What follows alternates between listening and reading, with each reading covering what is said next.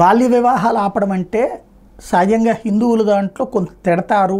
ఎందుకంటే తెగలు, గిరిజన తెగల్లో లేకపోతే కొన్ని కులాలలో బాల్య వివాహాలు చేసేయడం అలవాటు. ఒకప్పుడు బ్రాహ్మణుల్లో, వైశ్యాసులు వీళ్ళలో చేసేవాళ్ళు. క్రమంగా వాళ్ళు మారాక ఇంకా కొన్ని ఇతర కులాల్లో అయితే బాల్య వివాహాలు ఏంటంటే పెద్ద మనిషి అవగానే పెళ్లి చేసేయడం అనేది ఒక ఆలోచన ఉంటుంది. ప్లస్ అమ్మాయి భారం తగ్గించుకోవడం అనేది అమ్మ నాన్నల ఆలోచన అవుతుంది.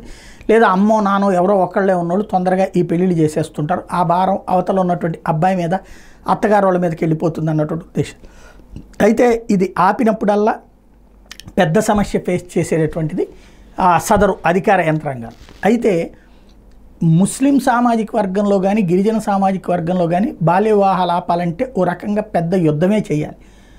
కమ్యూనిటీల మీదకి వచ్చేస్తారు, గొడవలు తగ్గుతాయి, చాలా హింసాకాండ కూడా జరిగే ప్రమాదం ఉంటుంది. అందుకని వాళ్ళ జోలికి పోరు. కానీ హిమంత బిశ్వ శర్మ సర్కార్ అస్సాంలో తెగిస్తోంది. బాల్య వివాహాల మీద రాష్ట్ర ప్రభుత్వం మరోసారి కోటాలు విధించి తాజాగా చేపట్టిన 3వ విడత తనిఖీల్లో 416 మందిని అరెస్ట్ చేసింది. ఈ విషయాన్ని రాష్ట్ర ముఖ్యమంత్రి హిమంత బిశ్వ శర్మ ప్రకటించారు. డిసెంబర్ 21 రాత్రి నుంచి 22 వరకు 335 కేసులు నమోదు చేసినట్టు చెప్పారు. బాల్య వివాహాలకు వ్యతిరేకంగా అస్సాం తన పోరాటం కొనసాగిస్తోందని, అరెస్ట్ అయిన వాళ్ళందరినీ కోర్టులో ప్రవేశపెడతామని ఎక్స్ వేదికగా రాసుకొచ్చారు. రాష్ట్రంలో బాల్య వివాహాలు, మాతా శిశు మరణాలు తగ్గించడమే లక్ష్యంగా 2023లో ప్రత్యేక చర్యలు చేపట్టిన విషయాన్ని గుర్తు చేశారు. ఇందులో భాగంగా అధికారులు గత ఏడాది ఫిబ్రవరిలో 4515 కేసులు నమోదు చేసి 3483 మందిని అరెస్ట్ చేశారు. అక్టోబర్లో 710 కేసుల్లో 915 మందిని అదుపులోకి తీసుకున్నారు.